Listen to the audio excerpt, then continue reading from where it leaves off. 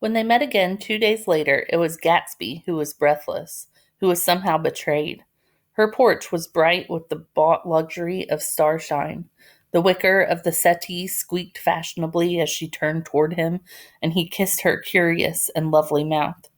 She had caught a cold, and it made her voice huskier and more charming than ever, and Gatsby was overwhelmingly aware of the youth and mystery that wealth imprisons and preserves, of the freshness of many clothes and of Daisy, gleaming like silver, safe and proud above the hot struggles of the poor.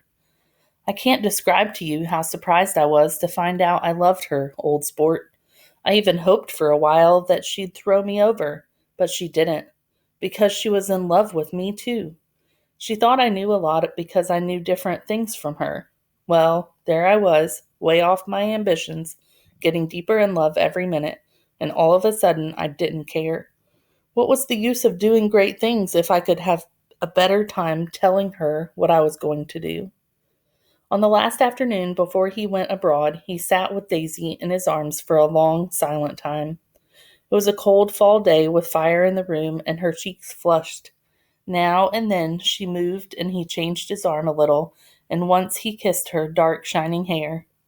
This afternoon had made them tranquil for a while, as if to give them a deep memory for the long parting the next day promised.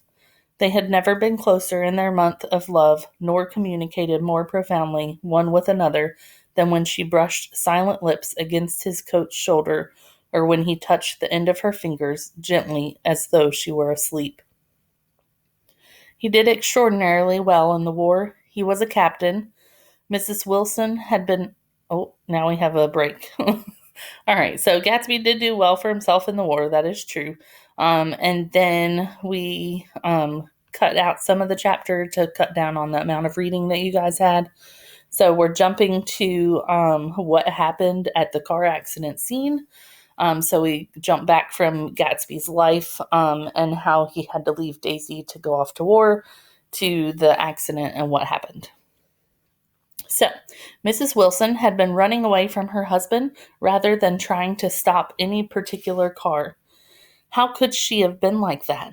She's a deep one, said Wilson, as if that answered the question. Ah. He began to rock again, and Michaelis stood twisting the leash in his hand. Maybe you got some friend that I could telephone for, George. This was a forlorn hope. He was almost sure that Wilson had no friend. There was not enough of him for his wife. He was glad a little later when he noticed a change in the room, a blue quickening by the window, and realized that dawn wasn't far off. About 5 o'clock it was blue enough outside to snap off the light. Wilson's glazed eyes turned out to the ash heaps, where small gray clouds took on fantastic shape and scurried here and there in the faint dawn wind. I spoke to her, he muttered after a long silence. I told her she might fool me, but she couldn't fool God. I took her to the window. With an effort, he got up and walked to the rear window and leaned with his face pressed against it. And I said, God knows what you've been doing, everything you've been doing. You may fool me, but you can't fool God. Standing behind him, Michaelis saw with a shock that he was looking at the eyes of Dr. T.J. Eckelberg, which had just emerged pale and enormous from the dissolving night. God sees everything, repeated Wilson. That's an advertisement, Michaelis assured him. Something made him turn away from the window and look back into the room. But Wilson stood there a long time, his face close to the window pane, nodding into the twilight. By 6 o'clock, Michaelis was worn out and grateful for the sound of a car stopping outside. It was one of the watchers of the night before who had promised to come back, so he cooked breakfast for 3, which he and the other man ate together. Wilson was quieter now, and Michaelis went home to sleep. When he awoke 4 hours later and hurried back to the garage, Wilson was gone.